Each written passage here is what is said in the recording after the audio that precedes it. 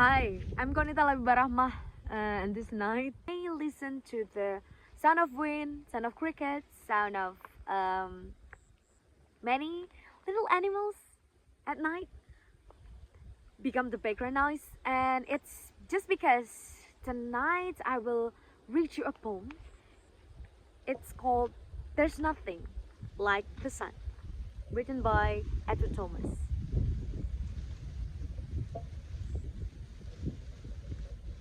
There is nothing like the sun.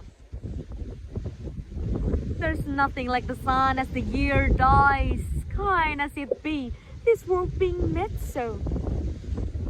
To stones and men and beasts and birds and flies, to all things that it touches, except snow.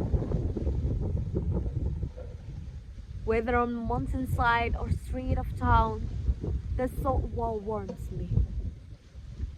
November has begun, yet never shone the sun as fair as snow, while the sweet last left dancing from the buff, with spangles of morning storm drops down because the sunlings shake it, whistling with one swell of song.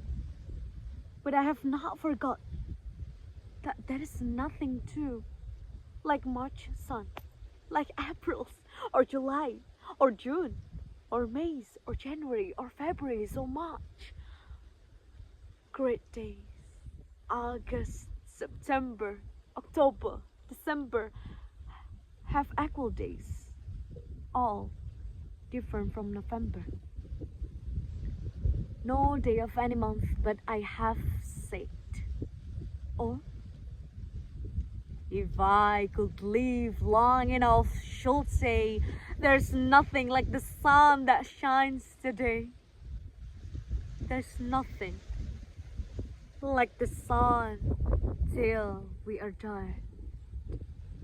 So, reading these poems, There's Nothing Like Sun, remind me of the accumulation of feelings that on the autumn of fall leaves around.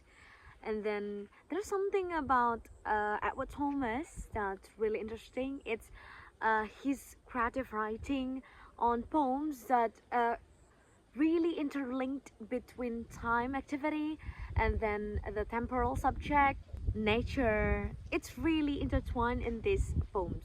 As you can see, the element of nature from the sun itself, and then also mountain slate, street of town, and then salt walls, and and he plays along with April, June, July, June, May, October, and November, and then also the mention of the death, the end of the time. Wow.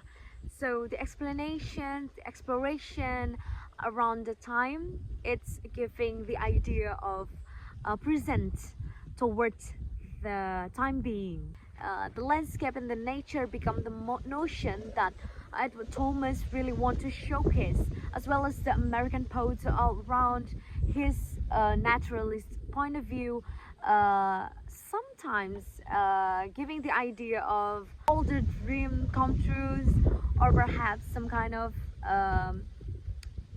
displaying nature as it is, as a reflection towards one's feelings, and then stop on that notion itself, never asking or never questioning about the master, or perhaps never questioning around the center of the nature itself that become the one of actor.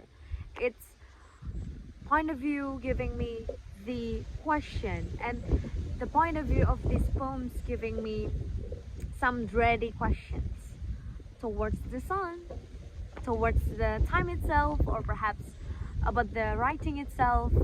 One thing that I know for sure, that I've experienced it because I've been close to nature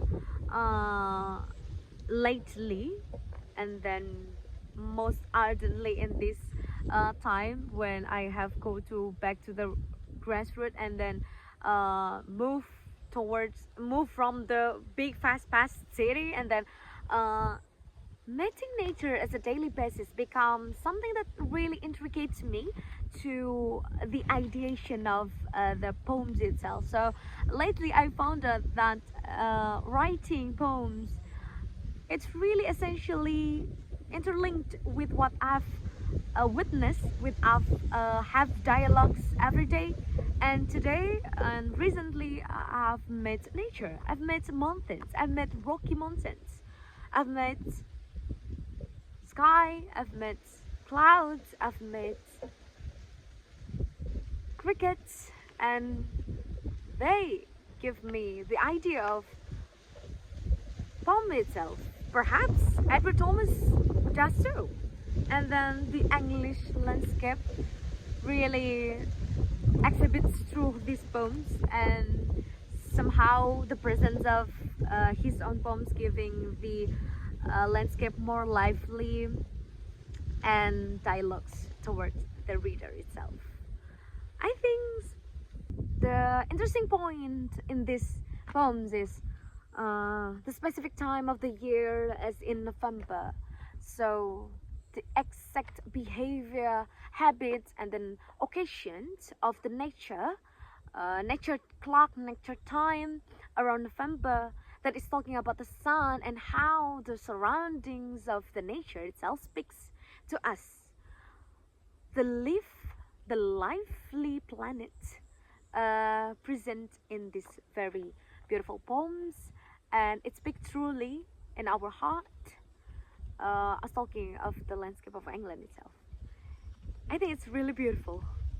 Perhaps you all know Robert Frost, but let me introduce you to one poem that most of us perhaps didn't familiar much with it, but here I tell you, it's called Edward Thomas. Edward Thomas, some kind of poems that giving you this attraction of Robert Frost, but like in a different type. Like you will see lilies.